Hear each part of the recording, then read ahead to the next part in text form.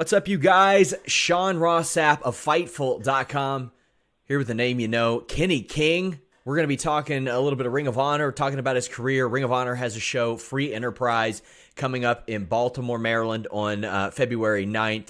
You guys got to check it out. Lots of great names set for that show. But Kenny King, how you doing? I'm doing great, man. It's a beautiful Saturday morning here in Las Vegas. Yeah, we were talking off the air, and I mentioned to you I specifically requested this interview because I've never talked to you, but I've been watching you work since your Tough Enough days. I remember seeing that. I remember being one of the guys that was outraged. I was like, why did Kenny King not win Tough Enough? Oh, man, you know, the funny thing is I don't think there was a Kenny King back then. He was just Tough Enough Kenny, you know? And I appreciate it. It's been a long time. And funny thing is, maybe like a year or so ago, I actually sat down with my daughter and we watched Tough Enough. And it was just something that I experienced emotions that I hadn't experienced in 18 years, you know? But it was an amazing start to my career. And I don't think I would have ever, done anything different. What does it say to you that I think you're the last person from that show still wrestling? Because I don't know if Matt Morgan still does stuff actively. I know here and there he does. Yeah, I know. I think Matt is the mayor of a small town in Central Florida called Leesburg or something like that, or Longwood. Did you see him jump a ramp on a bicycle last year? Yeah, I did. I'm like, what? This dude's like 6'10". But it's crazy what pro wrestlers get into when they get out of the ring. But yeah, I think I am too. From my season, I think I am the last remaining pro wrestler. I do know that. I mean, I tried out with Johnny Nitro and Amazing Kong. And I know that they're still going, but they're not. They weren't from my season specifically. Kong just sawed my hair off for a skit a couple nights ago with a hook knife. With a hook knife. Oh, it was horrifying. Dangerous lady. Dangerous lady. You got to be careful. I remember a couple years ago you popped up in TNA as well, and I was like, oh, there he is. There's Kenny. How did that come about? Because I remember you did several spots for them. Well, I mean, I was in TNA for almost 4 years. How it kind of came up was my contract was up at ROH, and rather controversially, I was still tag team champions with Rhett Titus. And, my contract was up. There was no issues, with me. The only situation was that I was still tag champs, but I got a phone call from, my old mentors, Al Snow, who asked me if I wanted to kind of come in and give it a shot with the Destination X, tournament. And man, I remember just saying, you have to bet on yourself. And in this, if you're talented and you know it, the only thing you have to do is bet on yourself and it'll pay off. And TNA thing was a great period of my career also. Getting to wrestle some of the greatest guys being around, like guys like Hulk Hogan and Sting, and getting to kind of to pick Kurt Angle's brain on a regular. I mean, that was a real learning part of my career, I think. It seemed like when they had the issues with BDC and Hernandez and not being able to use some of that footage, it seemed like everything unraveled and just like everybody involved left. Well, that's the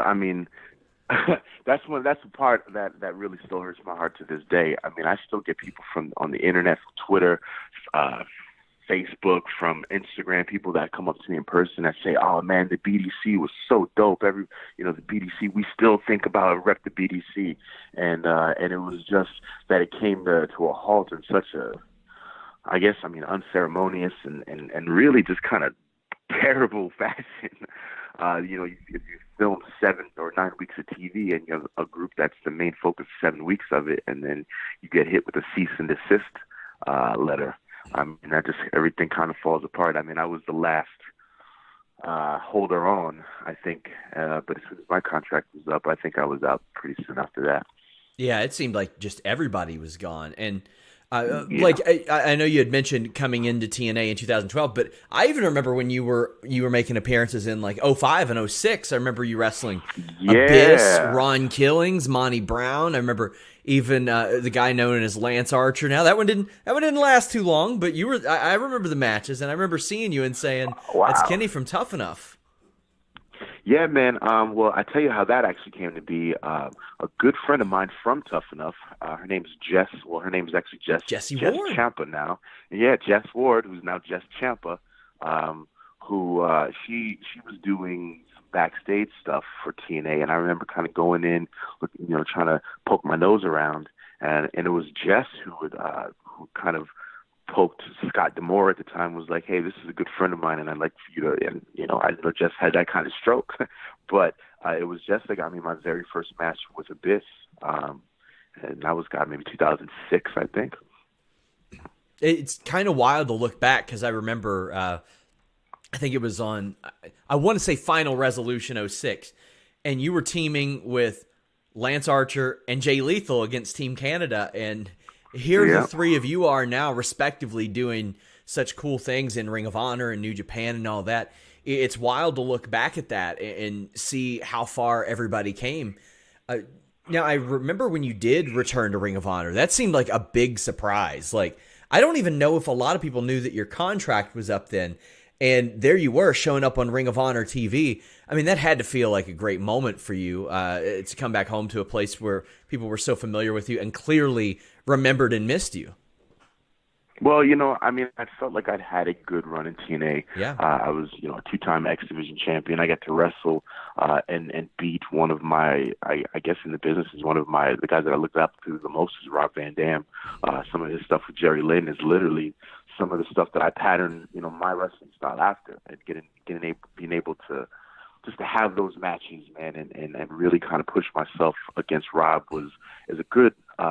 is one of the things that I look back my time at TNA most fondly. But I remember when it first kind of started, just having the conversations, and I remember seeing Joe Koff at a ROH show here in Vegas, and I was just going to see some of the boys, and Joe, as Joe is, they would call him Papa Joe, and Joe said, "Hey, Kenny, are you ready to come home?" And it wasn't too long after that where I started having conversations with Delirious, and then just talking to Rhett, like, "Hey, man, are you ready to do this? You ready to get back together?" And then having my first match back as a special tag team with Rhett against the Briscoes, who our feud with the Briscoes is legendary, and I think that made it even more special. You and Rhett were a part of that, just what I thought was an insane tag team division at one point with, gosh, I think Haas and Benjamin were there. The Briscoes were there. I was like, man, it made me fall in love with tag team wrestling again. Like, that's what got me into Ring of Honor at that point. I was like, I don't see tag team wrestling like this anywhere. However, in recent months, as we're talking about this, you and Rhett have kind of done battle. You all wrestled at Final Battle. Do you see the door ever being open for you and Rhett to team again, or do you think that there's a bow put on that after the way that things sort of ended? I look at it like this, right? At first, I was trying to motivate Rhett. Rhett, after we had to separate in the cup of coffee that was called the Rebellion, I felt like it was good for us. It was good for us to kind of find who we were, find our paths and our niches within Ring of Honor. And, myself, I went on to win the World Television Championship twice, and Rhett just been spinning his wheels. So the initial tough love that I was trying to give Rhett was just that. I was just trying to find that dude that I would tag with in A&X, and the guy that I know has got the talent and the heart to take it all the way to the top. But as we continued to go, man, I really started to wonder if he really even had it at all, to be honest. And, the match's Final Battle, like, he definitely brought it, but something's still missing. So I don't know if you noticed or not, but I got a whole brand new squad now, Yeah. and I don't know if I necessarily even need Red Titus anymore. Yeah, I was going to ask you, like, how was that presented to you, the faction with Dragon Lee and Roosh? I mean, I love it. You were part of a stable in the Rebellion, as you mentioned, where you got categorically different people involved in that, different styles, different personalities. And this one, I'm real interested to see how this developed you or was maybe brought up to you. Well, yeah, it's not a lot of people ask me this, and a lot of people are curious about how this came. And I think the best thing about this is that, just like the BDC, this is an organic thing. This isn't creative saying, hey, let's shoehorn Kenny King in with these guys. I think it started when I met Roosh for the first time when I did the CMLL Grand Prix 2017. And, I met Roosh, and, I met his brothers Mystico and Dragon and his father Bestia. And, that was just kind of a brief meeting, but going back. And then I've met Dragon and kind of formed a smaller relationship with Dragon Lee as he was kind of going, coming back and forth doing his little stints here in ROH, because I don't know if a lot of people know, but yo hablo español, so that also has something to do with it. But really, and we're actually talking about putting something out about this, especially when I started kind of taking Amy Rose under my wing, right? And I saw that having a beautiful Spanish woman is always it's always a bridge to different places. But being able to now, I can communicate a little bit more effectively with Dragon Lee and Roosh, and then we became it just became a thing where Roosh is ingobernable mayor, man. He is the one who started the whole situation. Everybody who puts their fist up or says tranquilo is paying homage to Roosh. And the day that we had a couple of closed door meetings and whatnot, and the day that Roosh asked me to become an ingobernable and he told me what his plans were, I was very honored. It's as as storied a group or a faction as there is in pro wrestling. So that's what I think the best thing, and I think that the thing that the people got to know about this is that the reason why it's going to be so successful is because it's organic. There was no guys with pens and laptops saying, okay, this would be a great idea. This was guys that represent what ingobernable means to the core, looking at me and seeing somebody that's exactly like them, and knowing that with our skill set, we can there's nothing that we can't have. Now, every year around contract season, regardless of company, WWE, Ring of Honor, New Japan, you always see some turnover. And it seems like Ring of Honor replenished their cupboard, so to speak, by dipping into the Lucha Libre market. And clearly that's worked out swimmingly for you as you've gained some new friends, maybe even some new enemies. What do you think about them doing that? Because that's not something we necessarily used to see Ring of Honor do, but it's worked out really well for them since 2019.